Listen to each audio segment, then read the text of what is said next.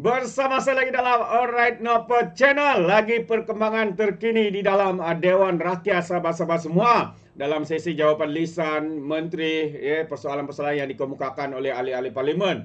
Dan apa yang menarik sahabat semua, apabila YB Jelutung sebelum beliau bertanya soalan, dia disertakan dengan sebuah pantun, yang begitu mantap sekali. Mungkin pantun ini ditujukan kepada ahli parlimen Pendang daripada Parti PAS. Kalau minggu lalu heboh panas Dewan Rakyat karena ahli parlimen Pendang daripada Parti PAS ini menyebarkan berita palsu, menfitnah, lepas tu mengaitkan kononnya dia mengambil kenyataan itu daripada Pesuruhjaya ISPRM Azam Baki.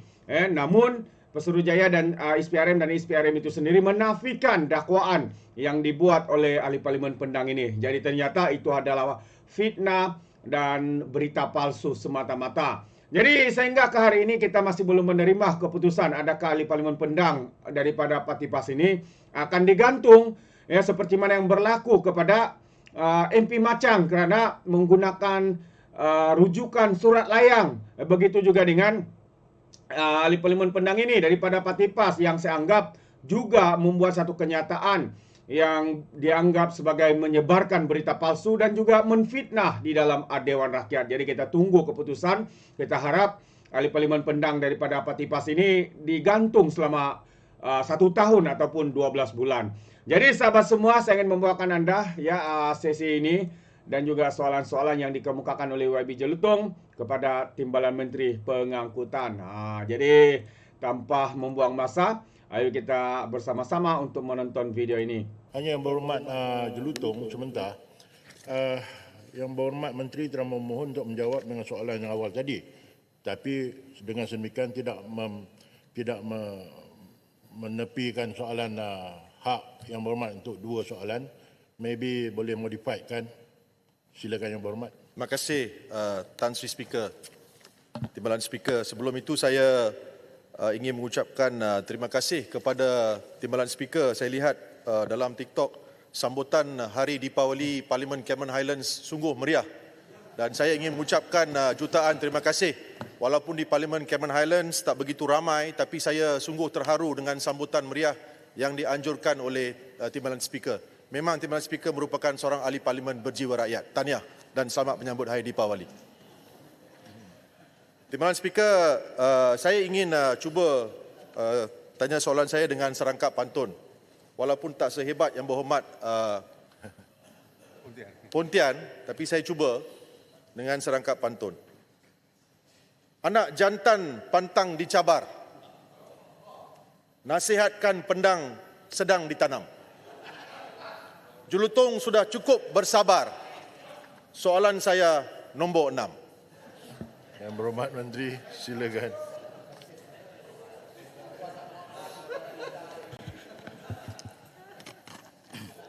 Terima kasih, Ini Ketua. Terima kasih YB Jelutung.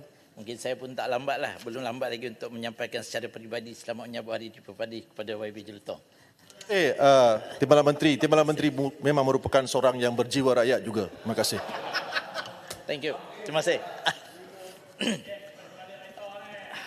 Tuan Yang Ketua, saya memohon izin untuk menjawab soalan Yang Berhormat Jelutung bersekali dengan Yang Berhormat Seratok dan Yang Berhormat Beluran bertarikh 20 November 2024, Yang Berhormat Padang Serai bertarikh 26 November 2024, Yang Berhormat Stew bertarikh 2 Disember 2024, Yang Berhormat Putrajaya bertarikh 5 Disember 2024, serta 2 soalan Yang Berhormat Rompin bertarikh 2 dan 5 Disember 2024 kerana pertanyaan adalah mengenai isu yang sama. Untuk maklumat ahli-ahli yang berhormat juga, pertanyaan berkaitan isu penerbangan dan Malaysia Airlines Berhad ini juga pernah saya jawab semasa sesi pertanyaan bagi jawapan lisan pada 28 Oktober dan juga tahun 2024 dan semasa sesi pengulungan pembahasan belanjawan 2025 oleh Yang Berhormat Menteri Pengangkutan pada 6 November di Dewan Yang Mulia ini, di peringkat dasar. Tuan Yang Ketua, mungkin saya minta masa lebih sikit lah. Sebab banyak dikumpul semua ni. Silakan. Tuan Yang Ketua, Kementerian Pengangkutan prihatin dan memandang serius aspek-aspek keselamatan dan perihal keselamat dalam memastikan pertumbuhan industri penerbangan selari dengan pematuhan terhadap piawaian-piawaian keselamatan yang telah ditetapkan. Salah satu strategi yang bagi memulihkan keyakinan penumpang terhadap syarikat Malaysia Airlines adalah berdasarkan kepada hasil laporan On-Time Performance OTP Suruhanjaya Penerbangan Malaysia MEFCOM. Pada April tahun ini, MOT dan MEFCOM telah menetapkan sasaran OTP 85% dan penerbangan 80% mematuhi jadual pada setiap masa bagi syarikat penerbangan Malaysia yang beroperasi dari lapangan terbang antarabangsa Kuala Lumpur Terminal 1 dan 2. Dan dalam peringkat merangkumkan syarikat-syarikat penerbangan antarabangsa serta lapangan terbang domestik yang lain yang selain KLIA. Keputusan prestasi syarikat penerbangan itu diterbitkan di laman web MEFCOM. MEFCOM bercadang untuk memperluaskan penerbitan prestasi syarikat penerbangan bagi merangkumi pelepasan penerbangan dari lapangan terbang lain di Malaysia juga. Sejak pengumuman MAB untuk mengurangkan rangkaian penerbangan mereka pada hujung Ogos yang lalu, tindakan yang diambil berkenaan telah menunjukkan hasil positif terhadap OTP mereka. OTP MAB telah meningkat dari 58.2% pada Ogos 2024 kepada lebih 80% pada Oktober tahun ini. Bagi memperkukuhkan aspek-aspek penyelenggaraan pesawat, MAB telah mengambil beberapa langkah komprehensif seperti berikut. Membatalkan beberapa rangkaian penerbangan dalam dan luar negara secara sementara. Langkah pembatalan rangkaian penerbangan ini adalah perlu bagi memastikan ketahanan jangka panjang pesawat dan keteguhan operasinya. Melalui pembatalan rangkaian penerbangan secara sementara ini akan membolehkan penyelenggaraan yang lebih proaktif dilakukan terhadap pesawat, mengurangkan risiko kerosakan pesawat dan memberikan pengalaman penerbangan yang terbaik kepada pelanggan. Keputusan ini juga adalah untuk memastikan standard keselamatan MAB bukan hanya dikekalkan tetapi diperkukuhkan. MAB juga telah menjalankan siasatan menyeluruh terhadap isu teknikal semasa dengan mengenal pasti dan membetulkan punca serta menambah baik protokol dan prosedur penyelenggaraan bagi memastikan piawaian keselamatan yang ditetapkan dapat dicapai. Semua langkah penyelesaian masalah dengan izin troubleshooting yang diperlukan untuk mengasingkan kerosakan sedang dilakukan menggunakan manual penyelenggaraan pesawat terkini yang telah diluluskan. Dalam hal ini, MAB telah menggunakan teknologi moden dalam penyelenggaraan pencegahan dan ramalan untuk menjangka dan menangani isu sebelum ianya menjadi kritikal. MAB juga sedang bekerjasama rapat dengan pengeluar pesawat dan enjin serta rangkaian pembekal yang berkaitan untuk menangani isu rantaian bekalan dan teknikal. Di samping itu, MAB juga sedang memberikan tumpuan kepada peningkatan latihan dan pengambilan pekerja bagi menangani isu peningkatan permintaan dan kompleksiti pesawat moden. Secara kolektifnya, langkah-langkah ini dilakukan bertujuan untuk memulihkan keyakinan penumpang dan bagi memastikan penerbangan yang lebih selamat serta lebih dipercayai oleh penumpang. Untuk yang makluman yang berhormat juga, pihak berkuasa penerbangan awam Malaysia, CAM, selaku badan berkanun persekutuan yang bertanggungjawab dalam pengawal seliaan teknikal penerbangan awam negara telah meningkatkan pemantauan dan menjalankan siasatan terhadap sebarang insiden yang melibatkan pesawat-pesawat kendalian syarikat-syarikat penerbangan Malaysia. CAM telah menjalankan siasatan dan audit mengejut ke atas syarikat penerbangan MAB termasuk syarikat MAB Engineering Services atau MABES yang bertanggungjawab terhadap penyelenggaraan pesawat-pesawat MAB pada 24 hingga 28 Jun 2024. Berdasarkan dapatan siasatan tersebut, antara isu signifikan yang menyumbang kepada beberapa insiden teknikal pesawat MAB adalah kemungkinan disebabkan masalah komponen mekanikal dan kekurangan tenaga pekerja mahir yang diperlukan untuk melaksanakan kerja-kerja penyelenggaraan pesawat dan meningkatkan tahap keberkesanan sistem pengurusan kualiti serta sistem pengurusan perihal selamat oleh syarikat penerbangan MAB dan MABES.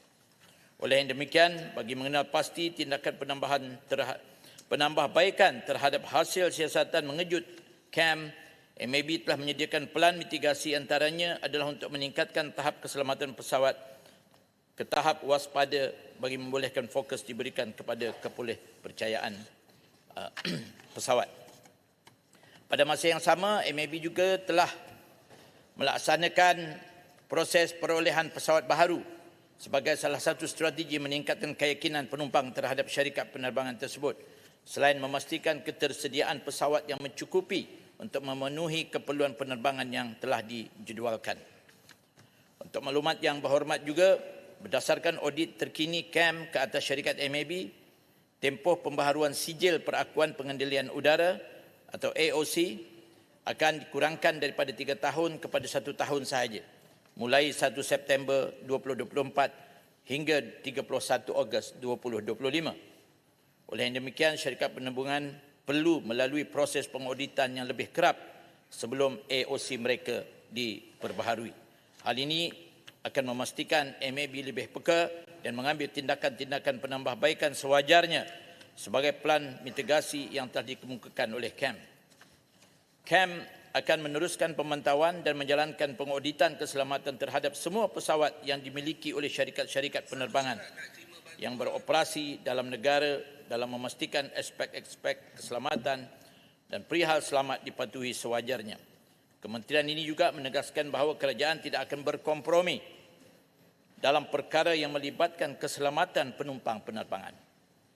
Kerajaan melalui Yang Amat Berhormat Perdana Menteri telah menyatakan komitmen untuk memastikan kejayaan syarikat MAB kerana ia merupakan syarikat penerbangan nasional dan harus kembali sebagai syarikat penerbangan utama negara. Terima kasih. Mr. Speaker. Majlis Mr. Speaker. mempersilakan Tuan Sanis Wara Nektaji Raya anak lelaki Rajalji yang berhormat Jelutong untuk soalan tambahan. Terima kasih Timbalan Speaker. Saya mendengar dengan tekun penjelasan yang diberikan. Saya pertamanya ingin merakamkan ucapan setinggi-tinggi tahniah terima kasih kepada Timbalan Menteri, Menteri dan Kementerian di atas segala usaha yang diambil untuk meningkatkan lagi mutu perkhidmatan Malaysia Airlines. Cumanya Timbalan Speaker, saya ingin tanya, kerap kali apa yang berlaku sekarang adalah bila kita pergi ke airport, selepas sampai di airport kita dimaklumkan bahawa penerbangan itu ditunda. Dan kadang-kala penundaan itu bukan hanya sejam 2 jam, tetapi boleh juga menjangkau lebih kurang 5-6 jam, bayangkan. Ya? Dan bayaran begitu tinggi sekali. Saya mengambil maklum, Menteri, Timbalan Menteri dan Kerajaan telah memaklumkan kalau berlaku penundaan begitu, terdapat syarat-syarat di mana syarikat penerbangan itu haruslah mengembalikan bayaran tiket penerbangan kepada penumpang. Soalan saya, adakah apa-apa tempoh masa diletakkan supaya wang itu dikembalikan secara automatik kepada penumpang tersebut? Ini adalah perlu. Kalau tidak dikembalikan, maka penumpang itu terpaksa membuat tuntutan, melantik peguam, pergi ke Consumer Association dan sebagainya. Ini adalah soalan yang ingin saya timbulkan. Bolehkah kerajaan memastikan kalau ada penundaan begitu, melebihi 3-4 jam, wang itu perlu dikembalikan kepada penumpang secara automatik dalam masa yang singkat. Terima kasih, Timbalan Speaker. Yang berhormat Menteri untuk jawapan.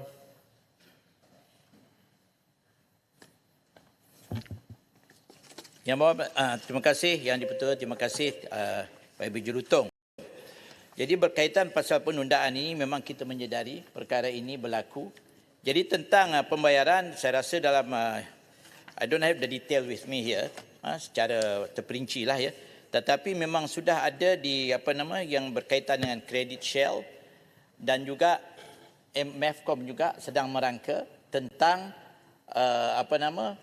bagaimana kaedah untuk mengembalikan ataupun tindakan bagaimana untuk memastikan perkara ini tidak menjadi barah lah ya, dan tindakan yang diambil adalah sedang pihak MEFCOM ini sedang melaksanakan yang sebenarnya tindakan tersebut. Just that I don't have the detail tentang perkara yang disebut itu ya, tetapi memang ada dilaksanakan dan boleh kalau kita lihat dalam jawapan masa penggulungan juga disebut oleh Menteri in detail lah ya, juga pada 28. So to say it here again, to be honest, I don't have the detail with me. I don't want to nanti yang dulu saya cakap lain, yang dia cakap lain pula.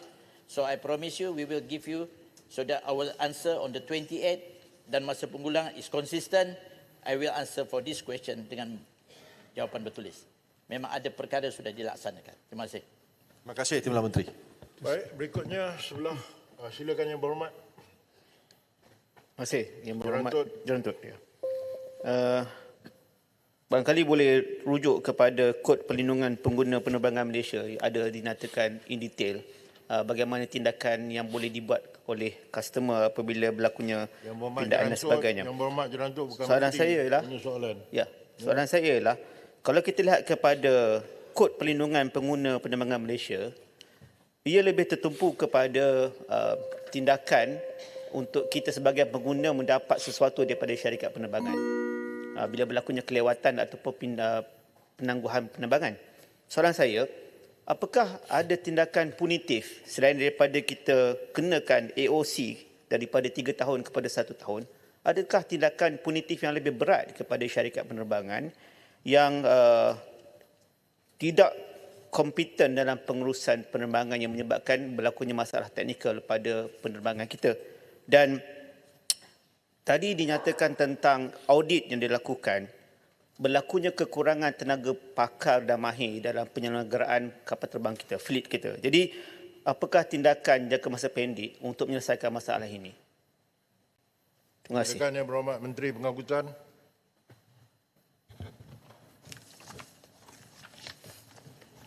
Terima kasih Yang Berhormat Jelantut. Tentang pengambilan berkenaan dengan pekerja mahir. Perkara ini yang sebenarnya pada masa ini MAB telah pun menawarkan pengambilan tenaga-tenaga mahir dalam negara kita sendiri daripada syarikat-syarikat yang ada berkaitan dengan penerbangan untuk membantu not a fresh graduate yang sudah mahir, juga antara kaedah untuk memastikan kita tidak kekurangan, sebab yang sudah berpengalaman diambil untuk memastikan tahap kemahiran itu bukannya kata orang mesti samalah seperti sebelumnya, ya. Jadi semua ini diambil daripada luar, ya, untuk menangani masalah kekurangan ini. Dan at the same time MAS juga berusaha MAB untuk melatih pekerja-pekerja baru untuk memastikan kita tidak ketandusan dengan pakar-pakar ini. Tapi as I said earlier just now, dengan izin, kita MAB telah menawarkan offer kepada tenaga-tenaga mahir di luar sana dalam negara kita.